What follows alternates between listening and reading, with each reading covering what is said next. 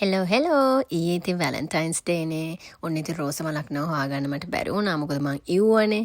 ඉතින් රෝස මල් වගේ දැන් කෙසෙල් කොලේ බත් එකක් කියන්නේ අපේ හස්බන්ඩ්ට නම් ඉතින් රෝස මල් වලට වඩා 10 ගුණයක් කරනවා මේක.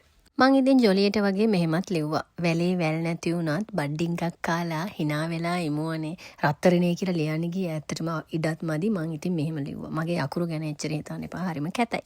ඇත්තටම ඉතින් වෙන්න ඕනේ වැලේ වැල් නැති වෙනවා කියලා තේරුනොත් ඔයාගේ වැලන්ටයින් එක එකතු වෙලා අලුත් වැලක් හොයාගන්න ඕනේ එල්ලෙන්න. වැලේ වැල් නැති වෙනකොට මග දාලා යන්න නැතුව දෙන්නම එකතු වෙලා හයිය වැලක් අල්ලගන්න එක තමයි යුතුයකම. ඒ පඬිත කතා ඇති දැන් බලමුකෝ අපේ බත් එක. ඔන්න අද නම් ඉතින් හරියම සරල. ඒ කියන්නේ මහා ලොකු දේවල් නැහැ. මේ දැන් දවල්ට උයපු කඩල පරිප්පු. ඒ කඩල පරිප්පු ටෙම්පරාදු කරලා හොඳට හින්දලා ඊට පස්සේ බෝංචි ටිකක් ටෙම්පරාදු කරගත්තා. ඒකට කිරි දැම්මේ නැහැ. කඩල පරිප්පුවට නම් මං කිරි දැම්මා. ඊට පස්සේ අර තමයි හතු ඉව්වා අලත් එක්ක. ඊට පස්සේ මිරිස් මාළු හොඳ මාළු මිරිස් කළු පාටට හදලා පොඩ්ඩක් හොදි චුට්ටක් තියලා හොදි ගොඩක් නෑ ඒකේ. ඊට පස්සේ හැදුවා හොඳ පොල් සම්බෝලයක්. හොඳ කඩට සැරට ගම්මිරිස් එහෙම දාලා හැදුවේ පොල් සම්බෝලේ.